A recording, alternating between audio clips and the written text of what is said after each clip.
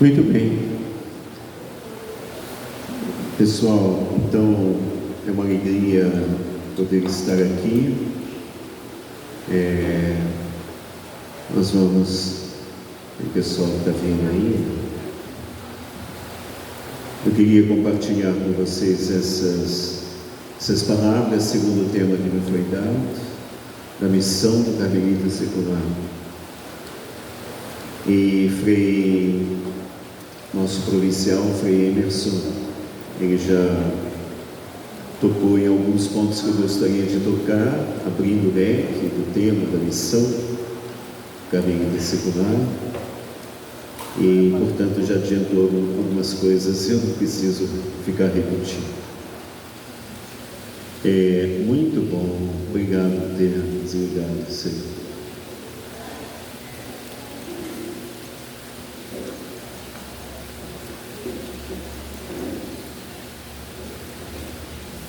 O tema foi tirado do artigo 12 do Estatuto, de vocês.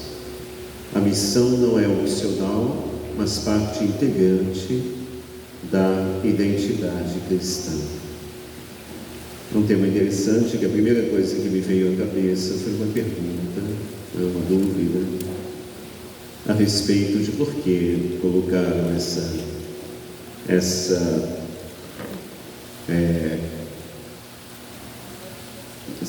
afirmação negativa, dizendo que não é, a missão. A missão não é opcional, mas parte integrante da identidade cristã. Sabe que às vezes, quando nós queremos, corrigir uma situação ou alertar para uma situação que está tendo microfonia, Cadê o nosso mesário?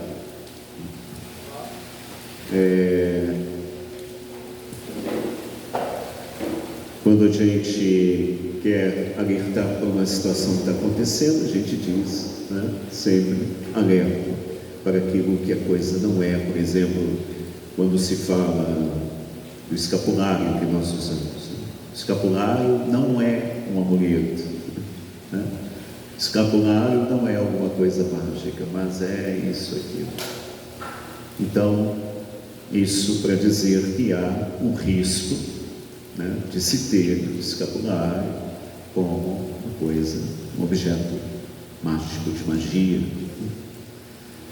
E assim também, eu penso que nessa afirmação se quer chamar a atenção para algo, talvez, que seja corriqueiro na nossa mente, de pensar que a missão é uma espécie também de carisma. Nem todos são chamados a ser missionários, mas não é verdade. Alguma coisa para fazer, sim. Cada um de nós, todos nós somos carmelitas, mas nenhum de nós é igual. Nenhum de nós é igual. Quando nós entramos e abraçamos o carisma na ordem, entramos na ordem, começamos a fazer o nosso caminho na ordem, cada um de nós se reveste do mesmo carisma. E justamente quando nós nos revestimos do mesmo carisma, esse carisma toma forma na prática, concretamente, a nossa forma. Porque somos nós que colocamos o carisma, fazemos o carisma ficar vivo. O que é o carisma? Eu gosto muito de uma comparação que fazem assim, minha gente, comparar o carisma como uma partitura de uma música, por exemplo. Carisma é uma inspiração de uma partitura de uma música, que o autor vai e coloca no papel. Depois, cada músico vai colocar em prática vai tocar essa música que foi escrita, inspirada a um compositor. E cada um toca de maneira diferente. Cada um dá uma tonalidade diferente. Cada um apresenta, portanto, um modo diferente de tocar aquela mesma música, uma interpretação diferente. uma vida diferente. Então, o carisma é assim, uma coisa bonita nesse sentido. Por isso o carisma é vivo. O carisma é vivo. Por quê? Porque colocado, encarnado e colocado em prática por pessoas diferentes, né? Diferentes idades, diferentes modos, diferentes tempos de vida, etc. Muito bonito isso, né? Então, a missão não é opcional, diz o artigo 12 dos nossos estatutos, mas parte integrante da identidade cristã. Então, se uma ação, uma obra, por exemplo, sei lá, uma ação concreta, que a comunidade ou que qualquer um de vocês podem tomar por vocês mesmos, isso é opcional. Nem todos nós damos para fazer as coisas. Aqui nós temos nosso técnico de informática, nós temos o técnico de som, né? Quem não souber mexer com essas coisas não vai se meter a isso. Se bem que no Carmelo, pelo menos na nossa vida de frades, a gente aprende a fazer muita coisa que a gente não sabia fazer. As monjas também. Eu me recordo de que uma noviça uma vez veio assim, muito cansada, dizer: Frei, eu estou meio decepcionada com o Carmelo, porque eu imaginei que eu fosse viver uma vida toda, né? Assim, feita de oração, de silêncio, de solidão. A minha vida é varrer. Praticamente, a maior parte do meu tempo é eu e a vassoura. Né? Assim, pois é, minha filha. É assim. Né? Nós temos um espírito a abraçar, mas aquilo que for para ser feito, né? Na obra, isso, o espírito que vai nos pedir, cada um faz. Nesse sentido, pode ser até opcional também. Mas a missão, né, em si mesma, ela faz parte da essência cristã, da identidade, do ser cristão, nem é carmelita, né? Do ser cristão. Isso é muito importante. Então, sobre isso, algumas coisas eu gostaria de dizer. Nós temos na Sagrada Escritura diversas passagens que corroboram esta verdade, né, do nosso ser cristão.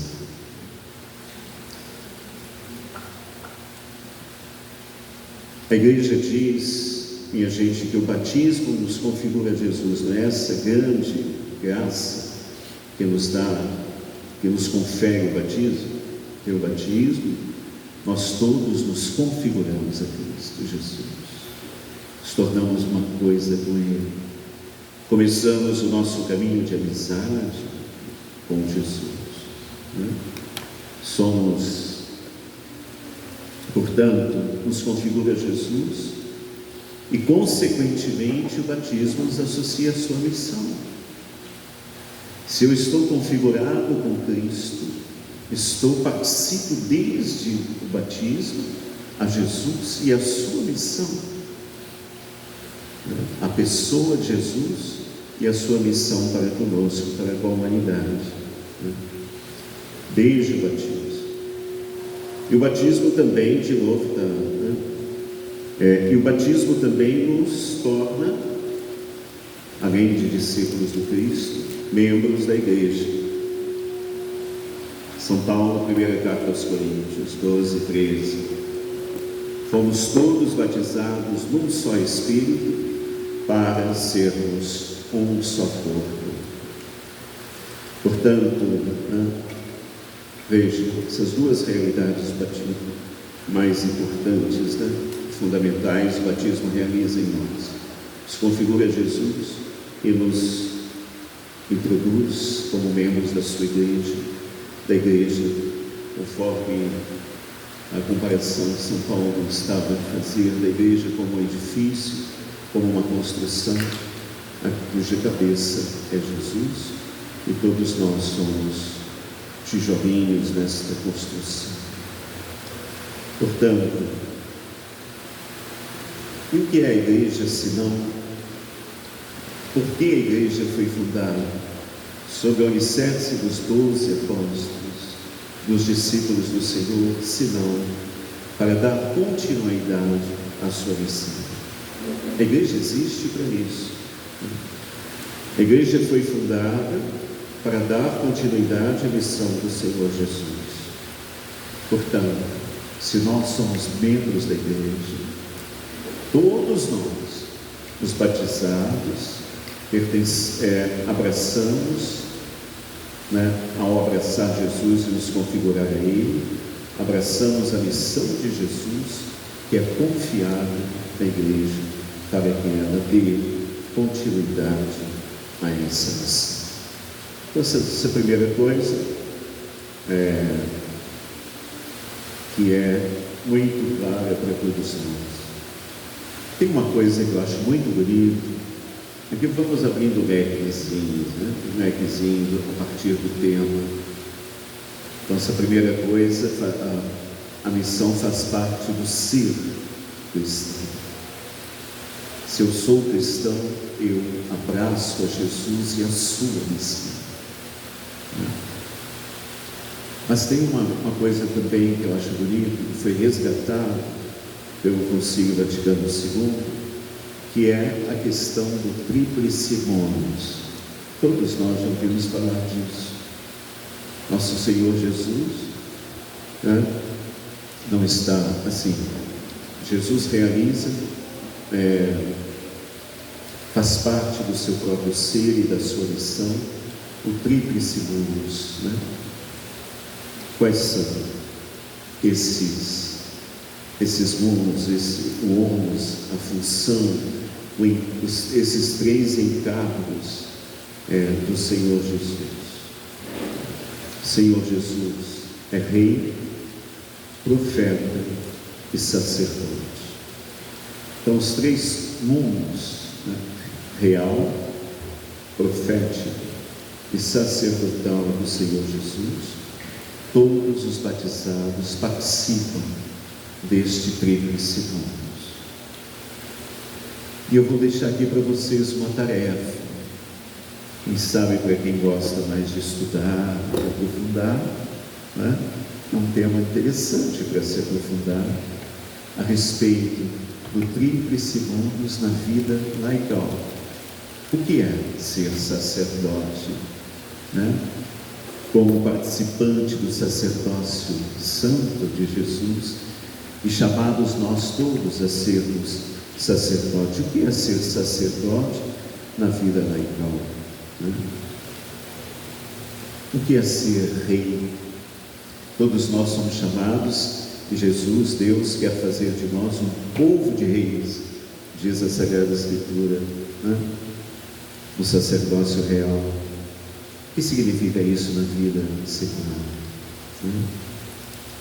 Ou seja, principalmente assim, o monus real de Jesus diz respeito ao cuidado do mundo, das pessoas a quem Ele ama, o Rei que dá vida. Interessante isso, É um tema interessante, muito pouco aprofundado. Eu acho interessante que a gente aprofundasse. Depois, o ano sacerdotal, nós somos chamados a levar a Deus sacrifícios agradáveis ao Senhor. Diz São Pedro, na sua primeira carta, São Paulo, diz isso. O sacrifício agradável com hóstias vivas. Nós, pela nossa oração, oferecemos a Deus, e elevamos na nossa oração o mundo inteiro conosco, portanto, como sacerdotes e membros de um povo sacerdotal.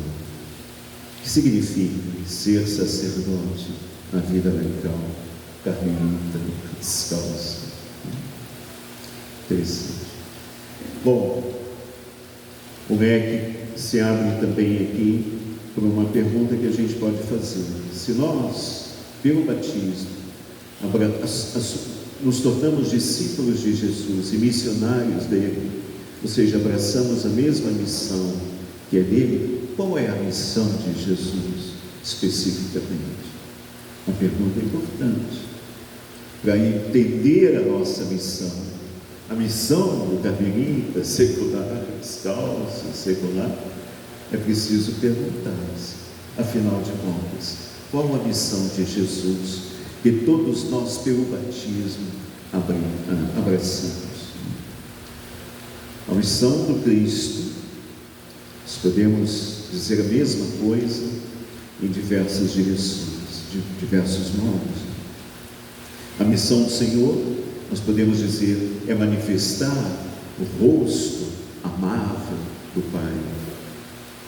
Essa missão do Senhor, São João da Cruz coloca no capítulo 22 da subida do Monte Carmelo, naquele texto maravilhoso de Santo Padre João da Cruz, em que ele diz que em nosso Senhor Jesus tudo foi revelado.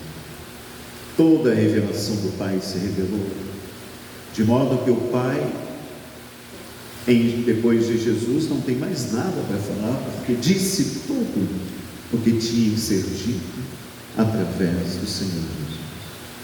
Então Jesus é a manifestação do amor do Pai.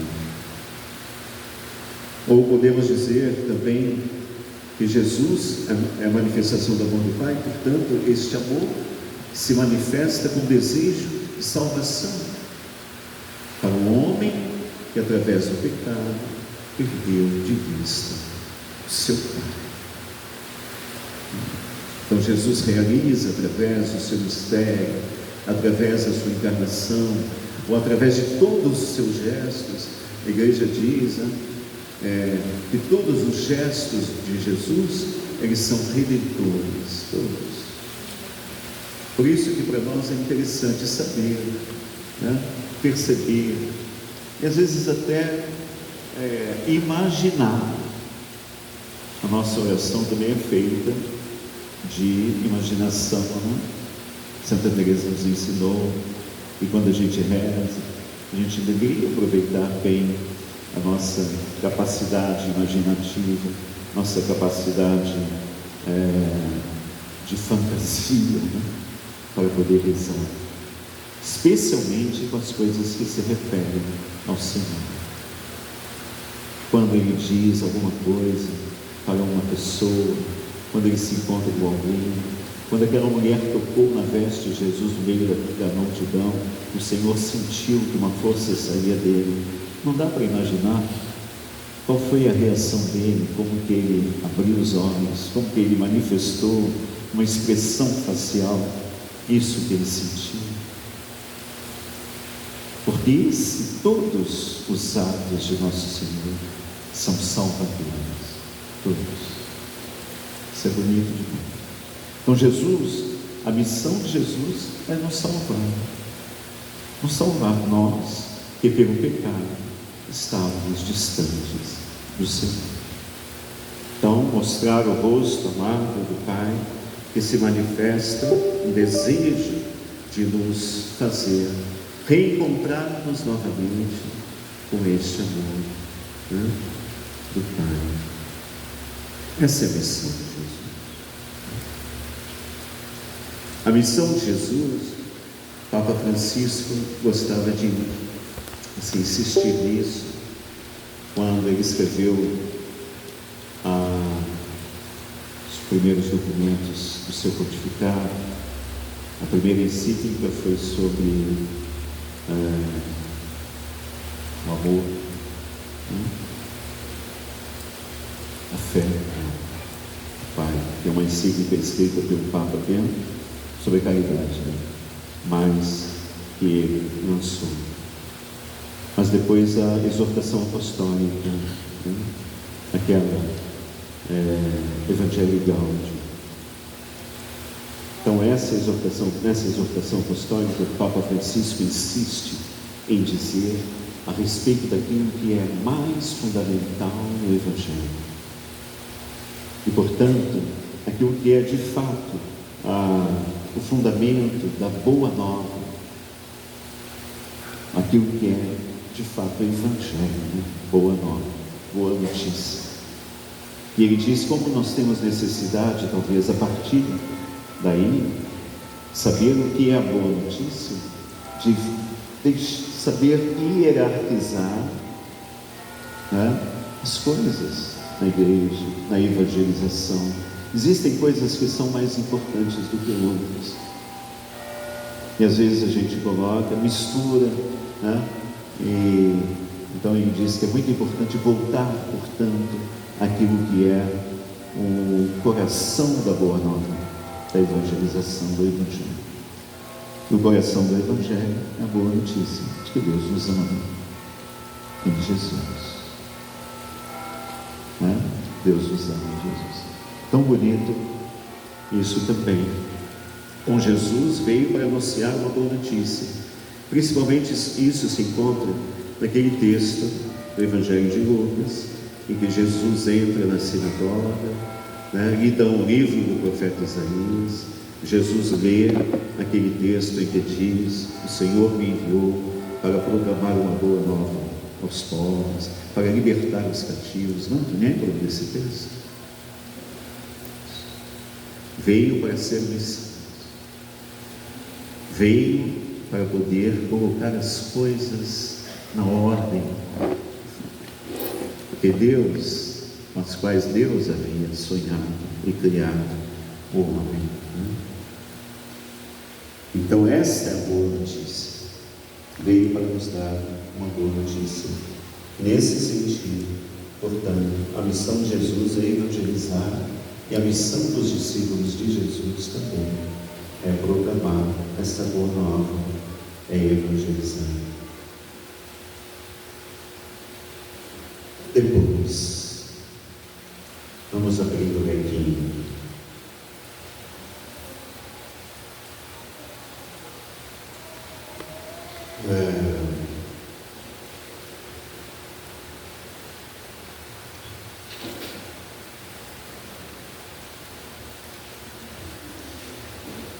Depois, nosso Senhor Jesus, na sua missão, tem como único alimento fazer a vontade do Pai. Ele manifesta-nos: meu único alimento é fazer a vontade do Pai. E, portanto, ele não espera que o homem vá até ele. Como modo, existem também modos, maneiras de Jesus realizar a sua missão, diferente de outros. Eu gosto muito do Evangelho, parece até provocar-nos nessa comparação de Jesus e João Batista, por exemplo. João pregava no deserto, ficava sem comer, ou comia as comidas dele, gafanhoto, mel silvestre, folhas amargas, não tomava vinho. E Jesus, como ele realizava a sua missão? Toda vez ao contrário. Gostava de ir nas casas dos outros, bebia a ponto de ser chamado de beberrão, gostava de comer coisas boas, vivia entre as pessoas, nas vilas, etc. Então, o modo de Jesus de realizar esta vontade do Pai, que era o seu alimento, principalmente se manifestava no fato de ir até as pessoas. Diferente de João Batista, que ficava num ponto no deserto, às margens do Rio Jordão, e as pessoas saíam de todos os lugares para poder escutá-lo. Jesus não. Jesus saía da sua casa, às vezes ficava angustiado, porque às vezes as pessoas o pediam: e vamos embora, vamos para as outras cidades. Todo animado, tinha dormido bem na casa de Marta, se alimentado bem, acorda, animado, ansioso por colocar em prática a sua missão, salvar, pregar, de levar a boa nova às pessoas, a todos. Vamos. Foi para isso que eu vim. Unidos. Então vai atrás das pessoas. Quando chama Mateus, Zaqueu, etc. Um dado interessante a respeito da missão de Jesus é a oração e a missão de Jesus. Existe uma relação que nos interessa a nós, cuja missão nossa, né, tem na oração como um fim, um dos fins. Levar as pessoas a encontrar-se com Deus através da oração. Testemunhar, interceder através da oração, né? Jesus também. A oração é fonte do poder espiritual da missão de Jesus. São Lucas, sobretudo, deixa claro que para Jesus a fonte que ele clareia a missão é a oração, o estar diante do Pai, porque Jesus faz isso todos os dias. O Evangelho não diz, mas dá para a gente chegar à conclusão de que Jesus rezava todos os dias. A oração, conforme Santa Teresa define, estar a sós. Com aquele que sabemos que nos ama. Jesus gostava de estar a sós com seu Pai, até para saber o que ele iria fazer amanhã, aonde ele deveria ir amanhã, que pessoas ele deveria procurar amanhã, que atos ele deveria realizar amanhã. Ele queria saber do Pai na oração de hoje. Já percebeu isso? Quando Jesus chama os 12 apóstolos dentre os discípulos dele, Jesus faz isso depois de ter passado a noite inteira rezando. E quando nós vamos fazer alguma coisa, devemos rezar. Jesus nos ensina isso, entre missão e oração. Uma coisa bonita que a gente vê, às vezes, os encontros, nas nossas paróquias, grupos de jovens, essas coisas, grupos de casais, é que a coisa está acontecendo lá e tem uma turminha que está rezando aqui, né? É aquilo que acontece com Moisés, Pedro, quando a igreja toda rezava, enquanto Pedro estava preso. Isso. Oração em Jesus também, oração em missão. Essa relação muito interessante, saber. Bom, outras coisas poderíamos dizer, mas queria só chamar a atenção. No leque, nós vamos abrir esse tema importante. A missão de Jesus e a sua oração estão em relacionamento. Depois, também, nos evangelhos, sobretudo, do Novo Testamento, nós também aprendemos aquilo que é a missão dos discípulos. Eu não vou entrar nessa consideração, só estou dizendo a vocês que dentro do nosso tema sobre a missão da vida secular, existe esse ponto que é importante a gente aprofundar, quem sabe na formação. Missão de Jesus, que é a nossa.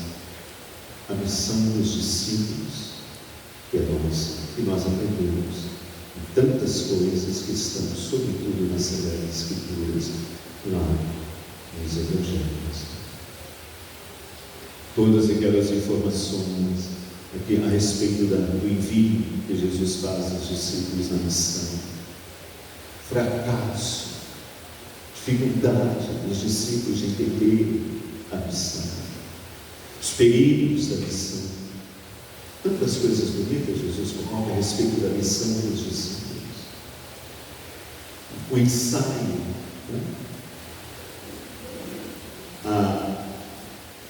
o ânimo que Jesus tenta dar aos discípulos,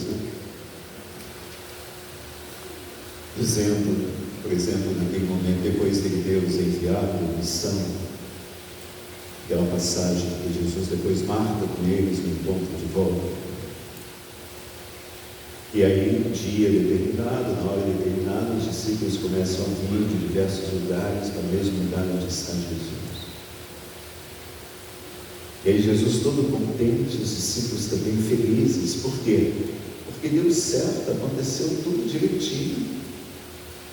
Os discípulos já foram chegando perto de Jesus, dizendo: Senhor, foi só falar no seu nome, né? Diabos sairia correndo.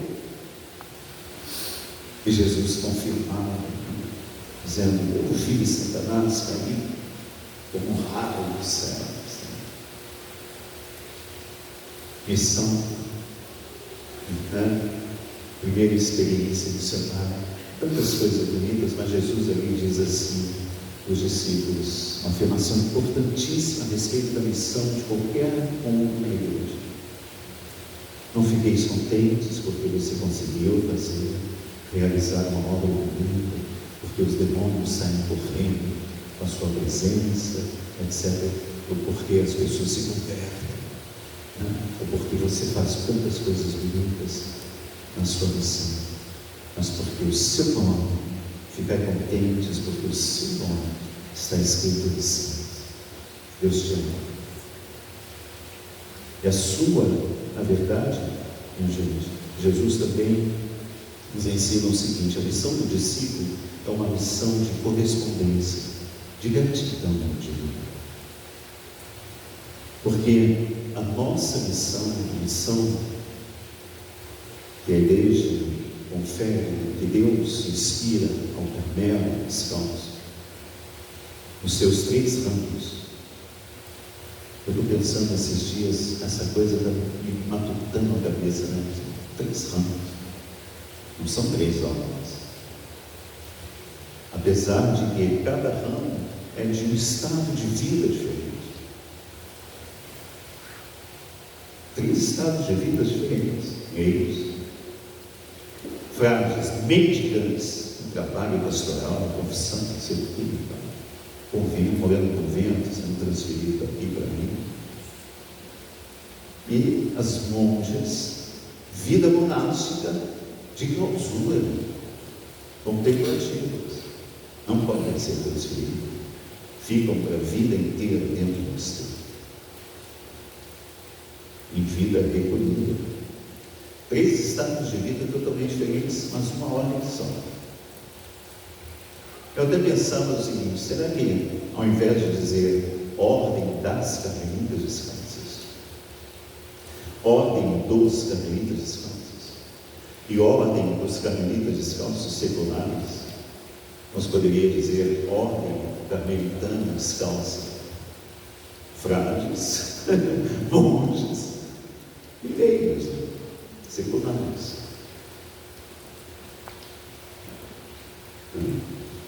Mas é interessante, nós todos sabemos, se trata de uma ordem só. Mas isso vale para todos, né? Para todos na igreja. Nós somos chamados a abraçar a missão de Jesus, e a nossa missão é por gratidão. Nós nos sentimos amados, nós fomos amados, nós fomos tocados pelo amor de Deus e fomos envolvidos por esse amor. Jesus, é Deus, o Espírito que me inspirou o Carmelo, que me botou uma pessoa na minha vida, que me trouxe para o Carmelo. No Carmelo eu me desculpo, é aqui que eu estou florescendo como pessoa dentro da igreja e vivendo, né, a minha catolicidade, né, a partir do Carmelo como Carmelo. Isso é uma obra do amor de Deus na minha vida. O mínimo que eu posso fazer é agir, levar essa missão adiante, como carmelita, em resposta ao amor de Deus. Então, isso é uma coisa. Outra coisa importante, a respeito da missão e do carisma, a relação que existe entre missão e carisma. Nós poderíamos falar muita coisa a respeito disso. Frei Emerson tocou esse ponto diversas vezes, né? De como o carisma possuem no seu bojo, no seu cérebro, a missão.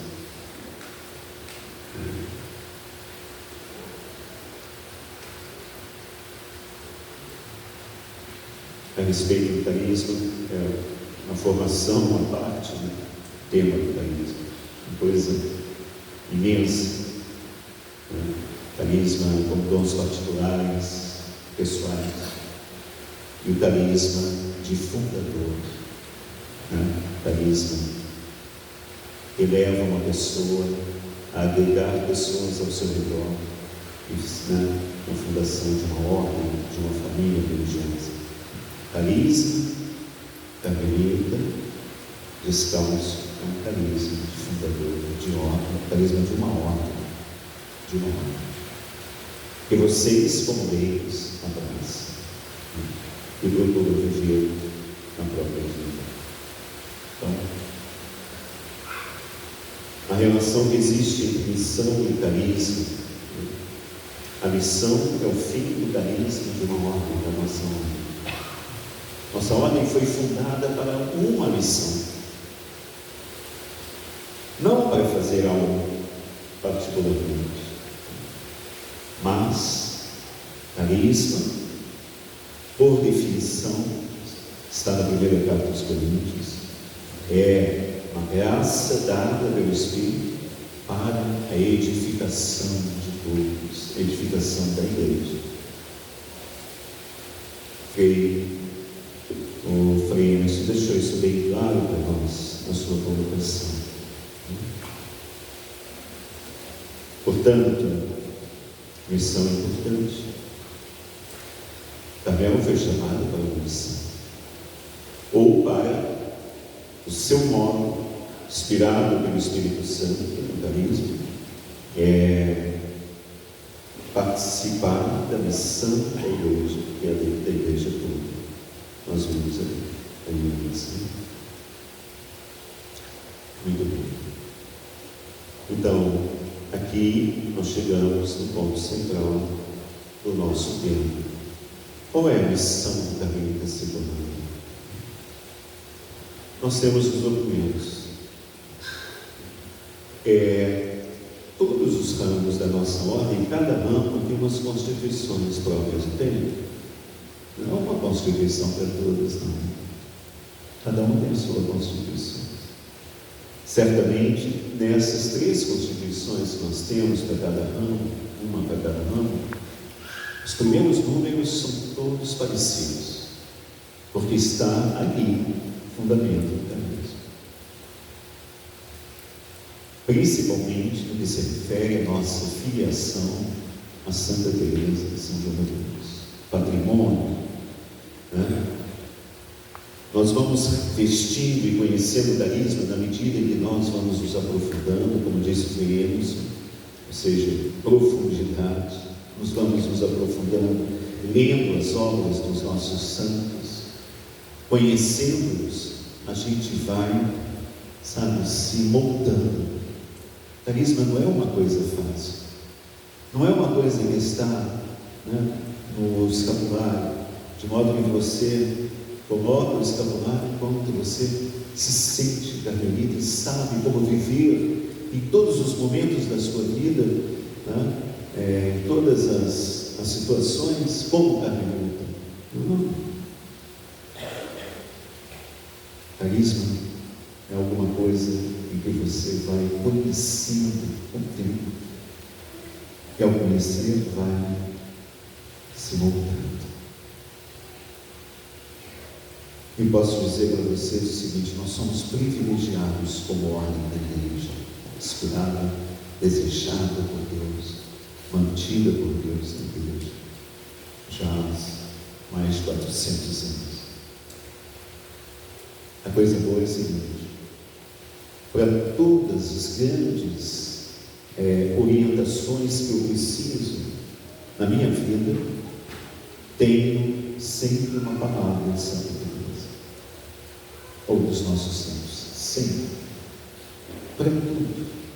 Como se relacionar com pessoas difíceis, como lidar com a doença, Né? Como saber amar verdadeiramente alguém, quando eu sei que eu amo, que o amor é carnal, né? É mais assim, sabe, mundano, como referido devemos, ou é mais espiritual. Como lidar com sacerdotes, com guia espiritual, como fazer as coisas, como rezar, ou seja, para tudo, como lidar com a comida, com tudo, com os negócios. Santa Teresa nos ensina, tem uma palavrinha para todas as grandes dimensões, como lidar com, sei lá, as devoções, as emoções. E, sabe, nós temos um privilégio nesse sentido, porque tem ordem ali que não tem nada. Tem a santidade, às vezes, do seu fundador, né? A grande figura do seu fundador, mas que não escreveu nada, sabe? Nós temos que obedecer muito nesse sentido, quando a gente vai encontrando, né, essas riquezas do Carmelo, a gente vai se moldando também no carisma. E eu diria o seguinte: para todas as constituições existe uma regra só. Todos os caminhos do Carmelo seguem o que nos une, né? Dos grandes fundamentos da nossa vida carmelitana é a regra carmelitana, dada por Santo Alberto. A regra carmelitana não fala de missão especificamente, sair, pregar, né? Evangelizar,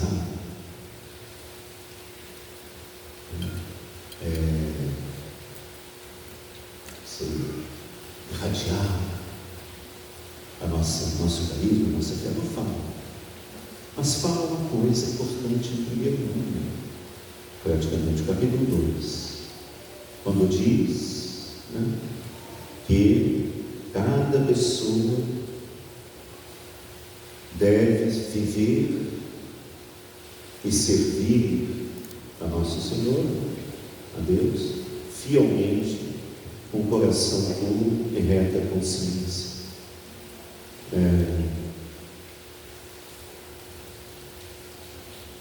Não, peraí. Independentemente do seu estado de vida, todo cristão, cada pessoa deve viver no obséquio de Jesus Cristo, isso, no obséquio de Jesus Cristo, né? Servir fielmente, com o coração puro e a reta consciência. Pronto. Da regra que nós tiramos para a nossa missão e aprendemos para a nossa missão é isso aqui. Primeira coisa, obséquio significa esta palavra, importantíssimo. Não pode ser traduzida somente, imediatamente, simplesmente por serviço. Jamais. Obséquio é serviço por algum motivo mais profundo. E a palavra até hoje tem esse significado forte. Quando falo, né, fiz isso por obséquio, ou quando eu peço por obséquio, significa fazer algo para alguém por amor. Por amor. Fazer gratuitamente. Não é um serviço para ganhar alguma coisa, nem para ser remunerado por alguma coisa. Não tem segundas intenções, é correta a intenção, pureza de coração. Eu busco servir, e assim deve ser a nossa missão. E depois, nós temos também, e Emerson também deixou isso claro, que nós seguimos chamados a ser vivos, né, na igreja,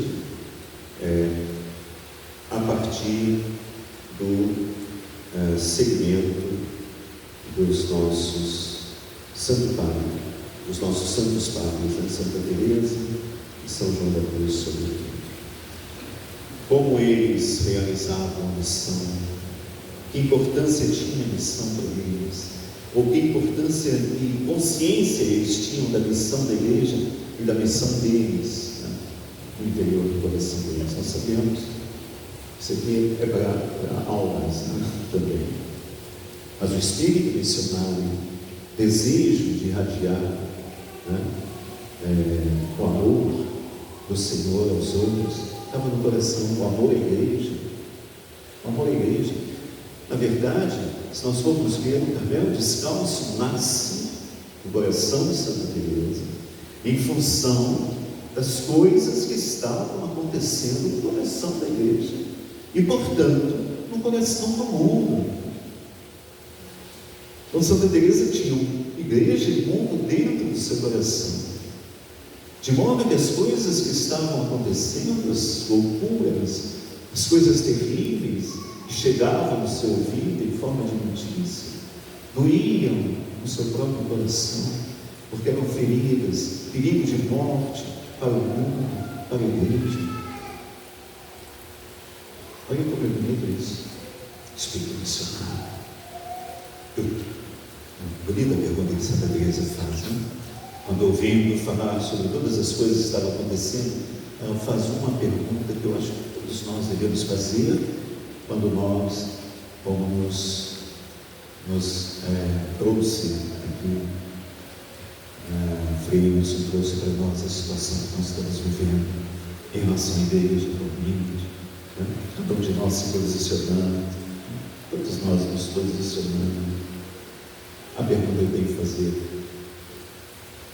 depois da conclusão que nós tiramos, o negócio está feio, está confuso, a gente está perdido, fica difícil saber para que lado ir. Aliás, tem que ir para algum lado, afinal de contas, né? E quando a gente nessa confusão, a gente deveria levantar a pergunta que Santa Teresa levantou dentro de si: o que eu posso fazer pela igreja nessa situação? Eu não posso simplesmente ir levantar uma bandeira. Fica da mesma coisa, do mesmo jeito, levantar uma bandeira, uma ideológica, sei lá, complicado.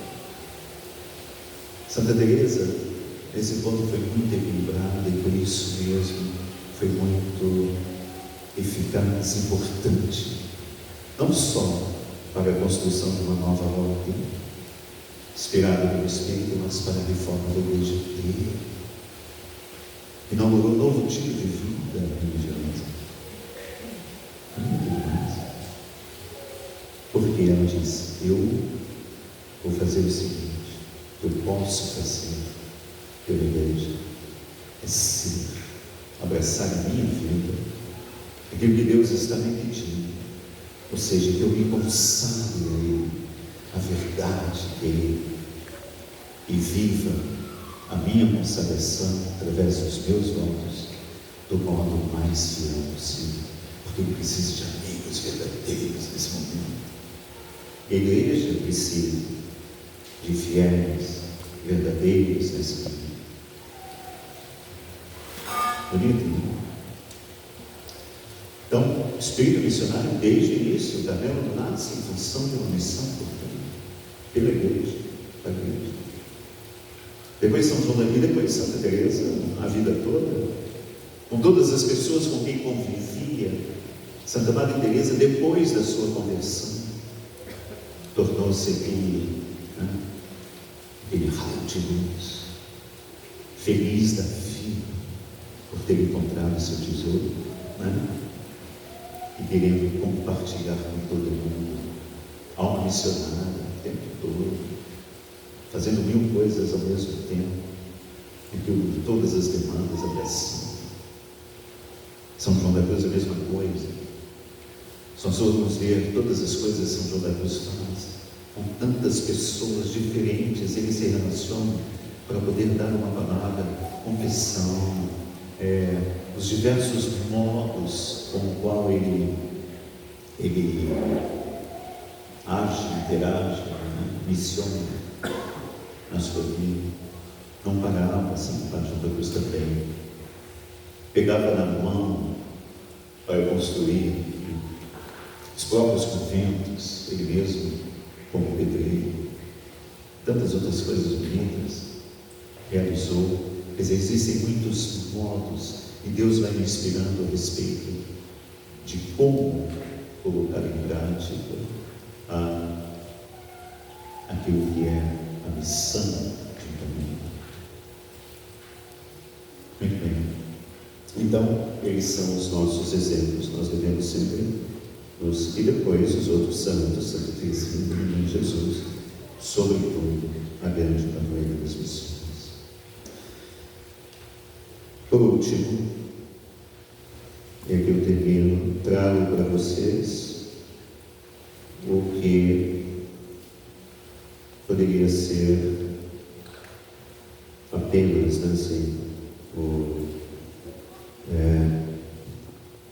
aquilo em torno de que nós poderíamos ter nos fixado, que são os textos que nós temos mais importantes a respeito, que nos dá, ilumina a respeito do tema da nossa palestra, a respeito do apostolado do caminho, que são os 3 textos que eu passo para vocês agora.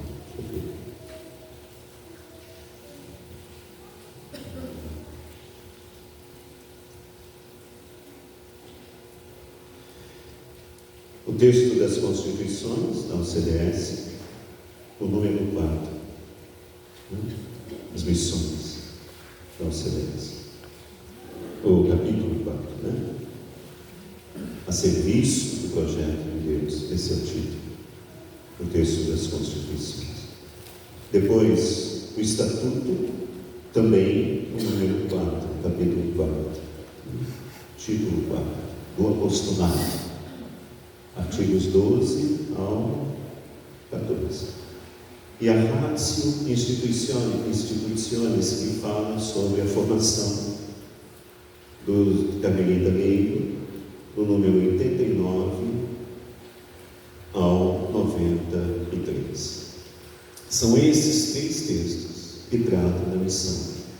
Da onde foi tirado o tema da nossa palestra, do artigo 12 dos estatutos da nossa ordem secular.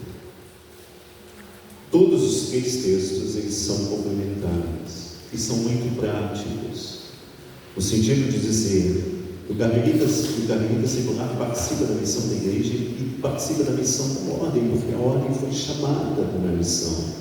Carisma e missão são intrinsecamente unidos. Pelo fato de eu ser carmelita, sou chamado a participar da missão da igreja como carmelita, na identidade de carmelita. E ainda indicações depois, práticas, a respeito do que nós podemos fazer. Mas, o mais importante, cada grupo, cada comunidade, a província como tal, o conselho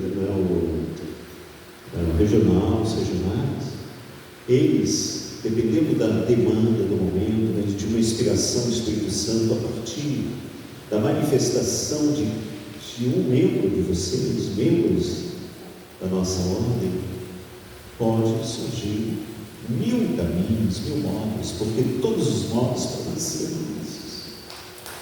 Não existe um modo. Está entendendo? É isso, não é? Foi isso que vocês aprenderam na formação, né? Ou seja, não existe um apostolado que nós podemos dizer todos os grupos têm que fazer uma escola de oração.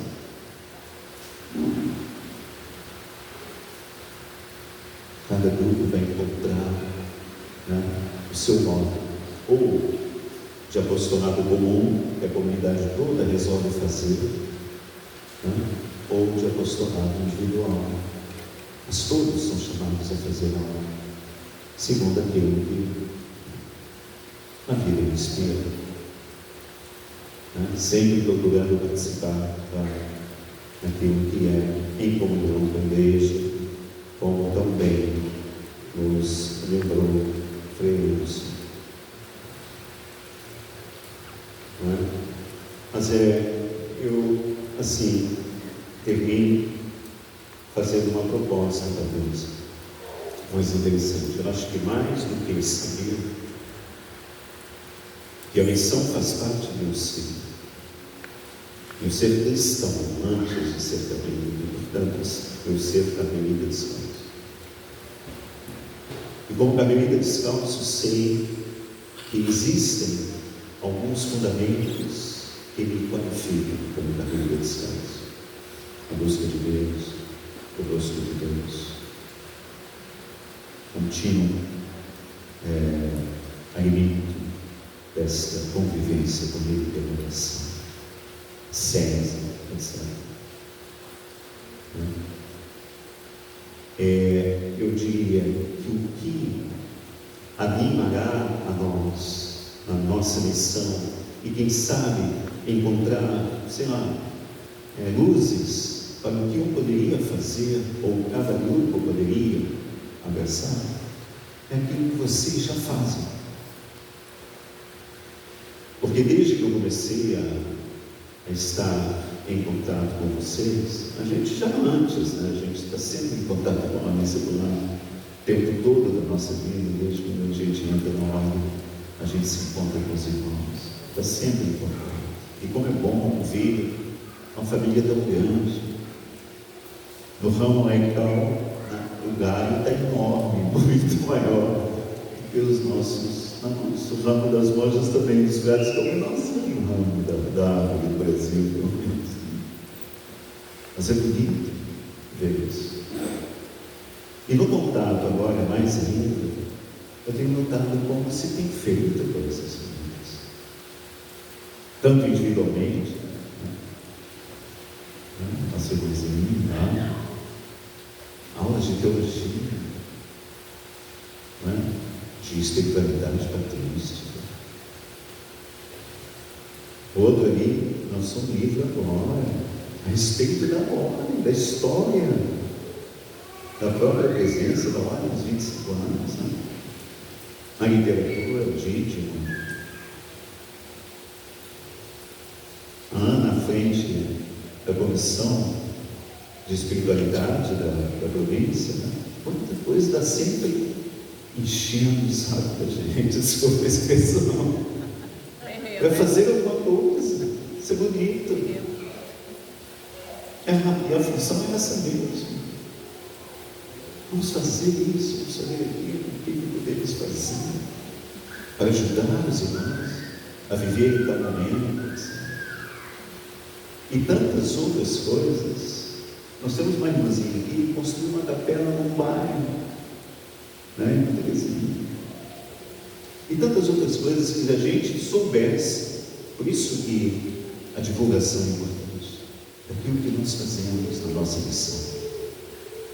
Porque os outros, sabendo, o grupo de São Luís,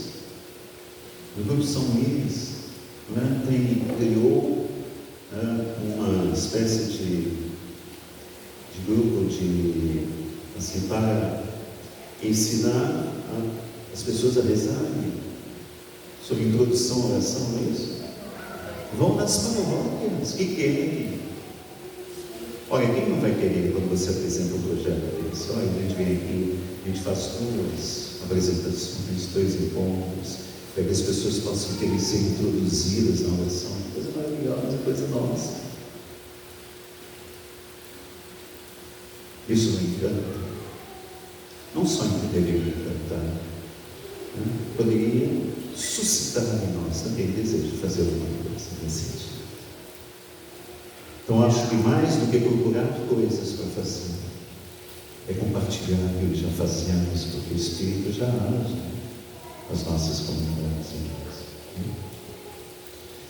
E esses 3 documentos, esses 3 textos, aí, muita coisa era para voltar a serem estudados, porque nos dão as grandes indicações a respeito da missão nossa, desde as razões fundamentais até os modos concretos aonde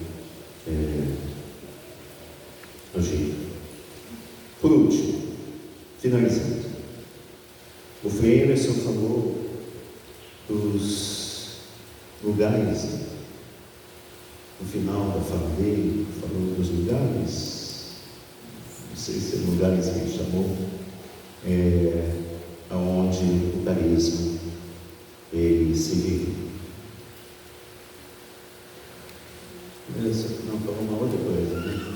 Mas eu diria que a nossa missão, que tem a sua fonte na comunidade, tem a comunidade também como seu primeiro objeto de missão.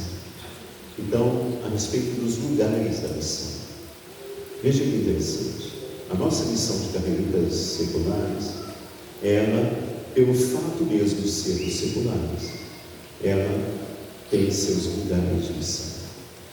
Em cada lugar exige, né, a minha espiritualidade pode ser uma luz para as situações que vivo, né, concretamente e de modo diversificado e peculiar em cada lugar. Em primeiro lugar, a própria comunidade. Eu sou chamado à missão, a exercer a missão, né, como carmelita, dando meu testemunho à minha comunidade. Em primeiro lugar. O Emerson chamou a atenção disso. Né? Somos simpáticos com os outros, fazemos não sei o que, coisas lá fora bonitas e para dentro nada. Segundo lugar, família, talvez o primeiro, né? Porque é uma de vida, a família. Como carmelitas descalços, nós temos como valor fundamental aquilo que a regra diz a respeito dessa busca da pureza de coração, portanto, pureza de lugar. E uma família, como é importante no relacionamento mais significativo que o relacionamento familiar, é o relacionamento mais significativo para nós, porque nós carregamos em nós as marcas do tipo de relacionamento que eu tive com os meus em família, pai, mãe, irmãos. Nós carregamos em nós. O jeito que a gente né, vem de lá. São relacionamentos que lhe dão significado à vida, ou negativos ou positivos, mas como são importantes. E, portanto, é um lugar para ser evangelizado, né? Missão, caminho, secular. E se ele busca, né, a pureza de coração e dos olhos, como é importante, dentro de casa, ter essa sensibilidade para olhar as pessoas, perceber, levar Deus para elas, olhar-nos com o olhar de Deus, etc. E depois, a igreja, a paróquia, etc. São outros lugares também, a sociedade. Então, em todos os lugares nós somos chamados a desempenhar, a sermos irradiadores. Essa é a nossa missão de Deus, cuja face nós buscamos a nossa vida pessoal comunitária e somos contentes em poder, por amor a Ele e as pessoas que amamos, irradiar. Glória ao Pai, ao Filho e ao Espírito Santo.